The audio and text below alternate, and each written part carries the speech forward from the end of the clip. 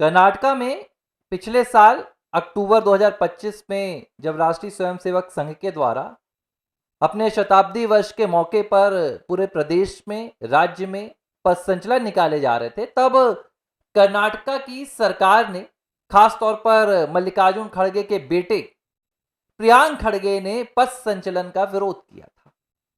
और प्रियांक खड़गे ने सरकार से यह तक कह दिया था कि हम राष्ट्रीय स्वयंसेवक संघ को पथ संचलन की कोई भी इजाजत नहीं देंगे। इसके बाद पूरे देश में और खास तौर पर कर्नाटका में बवाल मचा हुआ था, लेकिन राष्ट्रीय स्वयंसेवक संघ ने कर्नाटका सरकार की खड़गे बाप बेटे की इस पूरी साजिश के खिलाफ बकायदा कोर्ट में जाकर, अदालत में जाकर, कर्नाटका हाईकोर्ट में जाकर परमिशन ली। और सिर्फ परमिशन कर्नाटका के लिए नहीं ली, बल्कि पूरे देश के लिए एक ऐतिहासिक फैसला आया, जिसमें कोर्ट ने कहा कि किसी भी तरीके से शांतिपूर्वक अगर कोई सांस्कृतिक संगठन, सामाजिक संगठन इस तरह की रैली या पदयात्रा निकाल रहा है तो उसे रोका नहीं जा सकता है। इस पूरी घटना के बाद राष्ट्रीय स्वयंसेवक संघ ने कांग्रेस पार्टी के राष्ट्रीय अध्यक्ष प्रियांक खड़गे के बाप मल्लिकार्जुन खड़गे के गढ़ कहे जाने वाले गुरमित्कल में जाकर अपना पथ संचलन निकाला था और पूरे कांग्रेसी इकोसिस्टम को, पूरे राष्ट्र विरोधी इकोसिस्टम को यह संदेश दिया था कि तुम जितनी भी कोशिश कर लो, तुम हिंदुत्व की लहर के सामने टिक नहीं सकते, तुम हिंदुत्व की विचारधारा को दबा नहीं सकते। आज मैं इस घटना का आपसे जिक्र क्यों कर रहा हूं? क्योंकि एक बार फिर से राष्ट्रीय स्वयंसेवक संघ ने उस वक्त पर जब कर्नाटका के गृह मंत्री के तौर पर प्रियांक खड़गे संघ पर सवाल उठा रहे हैं, संघ के अस्तित्व से लेकर संघ की विचारधारा पर प्रश्न चिन्ह खड़ा कर रहे हैं, ऐसे मौके पर संघ ने कर्नाटका में ही जाकर एक ऐतिहासिक बैठक की। और इस ऐतिहासिक बैठक में ऐसा निर्णय लिया गया जिस निर्णय को सुनकर प्रियांक खड़गे ही नहीं, मल्लिकार्जुन खड़गे ही नहीं, बल्कि राहुल गांधी भी कांपने वाले हैं, कांप उठेंगे।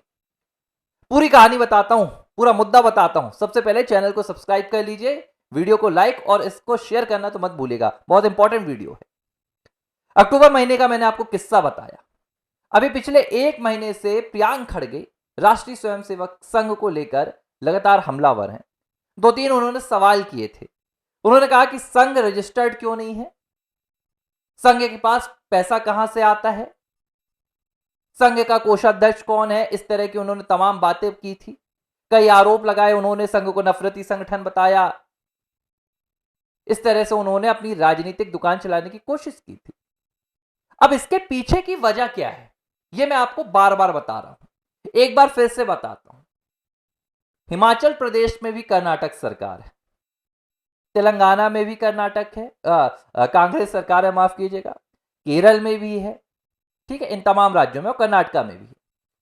सबसे ज्यादा राष्ट्रीय स्वयंसेवक संघ के खिलाफ कर्नाटका में ही सवाल क्यों उठ रहे हैं? सबसे ज्यादा निशाने पर संघ को, वैसे तो राहुल गांधी राष्ट्रीय स्तर पर संघ के खिलाफ नफरत के बीज बोने से पीछे नहीं हटते हैं, लेकिन कर्नाटका को यह जिम्मेदारी क्यों दी है? इसके पीछे एक बहुत बड़ी वजह है। कर्नाटका में लगातार जो राष्ट्रवादी सोच है वो युवाओं के भीतर निर्मित हो रही है। जो राष्ट्रवादी विचारधारा है वो इस तेजी से वहां पर पनप रही है, इस तेजी से वहां पर फैल रही है कि जो कांग्रेस का पूरा इकोसिस्टम है वो धराशायी हो रहा है। हर घर से वहां पर राष्ट्रीय स्वयंसेवक संघ के स्वयंसेवी निकल रहे हैं। छोटे छोटे बच्चे खेल के मैदान पर जाते हैं तो संघ की शाखाओं में बैठते हैं, राष्ट्र के गीत गुनगुनाते हैं, राष्ट्र प्रेम दिखाते हैं। यह बात खुद डीके शिव कुमार ने अपने एक बयान में स्वीकारी थी। उन्होंने खुद कहा था कि कर्नाटका में आधी से ज्यादा स्कूलों में राष्ट्रीय स्वयंसेवक संघ की एंट्री हो चुकी है, आधी से ज्यादा स्कूलों में, एजुकेशन सेक्टर में। और इस वजह से संघ की एक्टिविटी को रोकने के लिए कर्नाटका में कांग्रेस सरकार अपनी पूरी ताकत झोंक रही है। अब देखिए, संघ की एक्टिविटी को रोका कैसे जाए?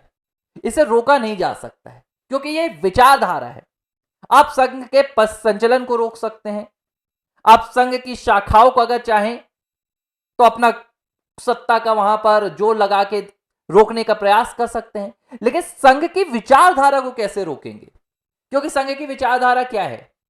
राष्ट्र प्रेम, राष्ट्र सर्वोपरि, सिर्फ एक विचारधारा है, राष्ट्र सर्वोपरि। और अगर यह विचारधारा किसी व्यक्ति के मन में आ गई तो फिर आप उसे उस विचारधारा से दूर नहीं कर सकते। इसलिए कर्नाटका में कांग्रेस सबसे ज्यादा घबराई हुई है। अब इस बीच जब कर्नाटका के होम मिनिस्टर संघ पर सवाल खड़े कर रहे हैं, संघ को निशाने पर ले रहे हैं, बीते शुक्रवार को भाई पूरा राष्ट्रीय स्वयंसेवक संघ ही कर्नाटक पहुंच गया। पूरा राष्ट्रीय स्वयंसेवक संघ शुक्रवार से कर्नाटका के बेलगावी में राष्ट्रीय स्वयंसेवक संघ की अखिल भारतीय प्रांत प्रचारकों की सभा हो रही है, बैठक हो रही है।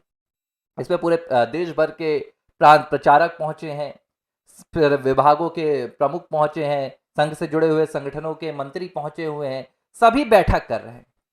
बैठक में राष्ट्रीय स्वयंसेवक संघ के सरसंघचालक मोहन भागवत भी मौजूद है। अब इस बीच निर्णय क्या हुआ ये आप सुनिए। देखिए, यह निर्णय कर्नाटका में हो रहा है जहां पर संघ पर बैन लगाने की बार बार बातें होती हैं, जहां पर संघ को खत्म करने की कस्में कांग्रेस खा रही है, उसी कर्नाटका के भीतर घुसकर राष्ट्रीय स्वयंसेवक संघ क्या निर्णय ले रहा है? संघ कह रहा है कि आने वाले सितंबर के महीने में, यानी कि जो आने वाला सितंबर का महीना है, हम पूरे देश में राष्ट्रीय स्वयंसेवक संघ की शाखाएं लगाएंगे। पूरे देश में, और पूरे देश में कहां कहां? हर एक मंडल में, हर एक बस्ती में, और हर एक बस्ती के हर एक मोहल्ले में 15 दिनों तक यह शाखाओं वाला कार्यक्रम चलेगा और 10 दिनों तक लगातार शाखाएं लगाई जाएंगी। मतलब कल्पना कीजिए आप कि जिस कर्नाटका में संघ को बैन करने की मांग वहां के गृह मंत्री कर रहे हो, उसी कर्नाटका के भीतर घुसकर राष्ट्रीय स्वयंसेवक संघ यह फैसला लेता है और सुनाता है कि सिर्फ कर्नाटका नहीं बल्कि पूरे देश में अब संघ की शाखाओं के जरिए राष्ट्रवाद का बीज युवाओं में बोया जाएगा।